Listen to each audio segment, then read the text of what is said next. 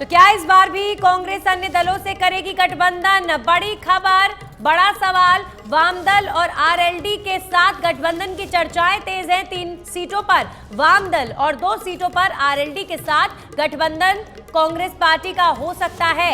हनुमान बेनीवाल के साथ गठबंधन की चर्चाएं जोरों पर हैं और इस तरीके की खबरें आ रही हैं। लगातार हमारे सहयोगी दिनेश जुड़े हुए हैं इन खबरों को क्लियरली बताने के लिए। दिनेश, क्या खबर?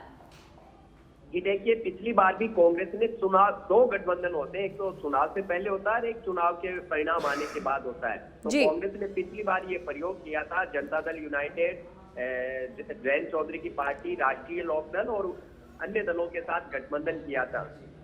तो इस बार संभावना है कि कांग्रेस वाम दलों के साथ यानी माकपा और भाजपा कम्युनिस्ट पार्टियों के साथ गठबंधन कर सकती है।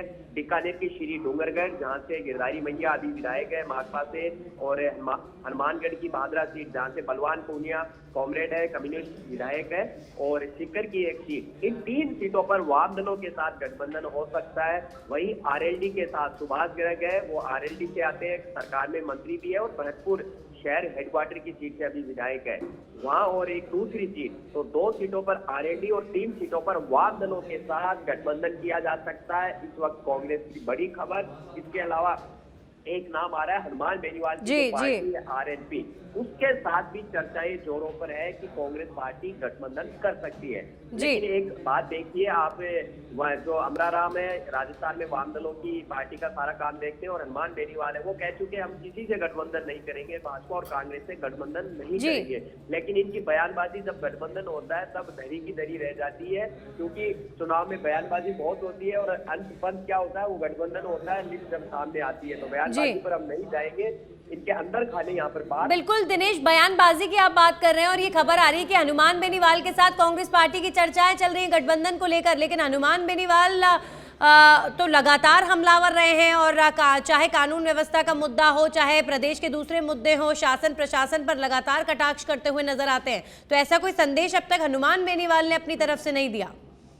जी देखिए, अभी अंदर खाने बंद कमरों में बात यहाँ पर चल रही है और हनुमान बेनीवाल जी यही कह रहे हैं हम गठबंधन नहीं करेंगे, लेकिन राजनीति में जो दिखता है वो होता नहीं, जो होता है वो दिखता नहीं। तो किस तरह सियासी जो समीकरण है हमारे अनुकूल बने, क्या स्थितियां और परिस्थितियां बने, उसके मद्देनजर गठबंधन का जो अंतिम रूप है वो यहाँ पर आएगा। किन किन सीटों पर बात चल रही है, वो जिन सीटों की डिमांड करते हैं, यानी दिनेश, आप जरा इन तमाम दलों के इनके सीटों पर जो वर्चस्व है उनकी मैं आपसे चर्चा करना चाहूंगी। कांग्रेस पार्टी वामदल के साथ, आरएलडी के साथ और हनुमान बेनीवाल की पार्टी के साथ गठबंधन कर सकती है, ऐसी खबर है। अब इन तीनों सीटों का अगर मैं वर्चस्व की बात करूं तो राजस्थान के किन किन क्षेत्रों में वामदल का, कौन से क्षेत्र में आरएलडी का और कौन से क्षेत्र में हनुमान बेनीवाल का दबदबा है, ये जरा थोड़ा एक्सप्लेन करिए।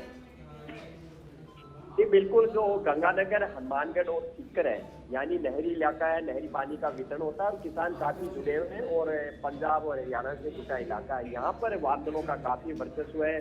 सीकर में भी कुएं से पानी का सिंचाई का काफी काम है, तो ऐसे में यहाँ पर भी वाम दल ने अपना जनाधार बढ़ाया। तो ये वो 3 जिले और एक बीकानेर, वहां पर भी यानी बीकानेर, सीकर, श्रीगंगानगर और हनुमानगढ़ 4 जिलों में वाम दलों का वर्चस्व है, उनका कोर वोट बैंक है। आरएलडी की बात करें तो उत्तर प्रदेश के हैं जयंत चौधरी, तो ये भरतपुर और उत्तर प्रदेश में जो लगता इलाका है मथुरा के आसपास जी यहाँ पर, और इसके अलावा जहाँ जाट वोट बैंक ज्यादा है, जैसे पिछली बार मालपुरा से आरएलडी के रणवीर पहलवान है, उनको टिकट दिया था, यानी किसान वर्ग वोट बैंक है। तो आरएलडी का ज्यादा वर्चस्व यहाँ पर नहीं है। लेकिन अभी जैसे गिरधारी भैया बीकानेर की डूंगरगढ़ से विधायक है, वो सीट उनको देने की तैयारी कांग्रेस कर रही है। हनुमानगढ़ से भादरा से बलवान पूनिया विधायक है, काफी तेजतराज विधायक है, वो उनको गठबंधन में दिया जा सकता है। सीकर में एक सीट पर गठबंधन करने की चर्चा है, और ये गठबंधन करना नहीं करना ये फैसला चलिए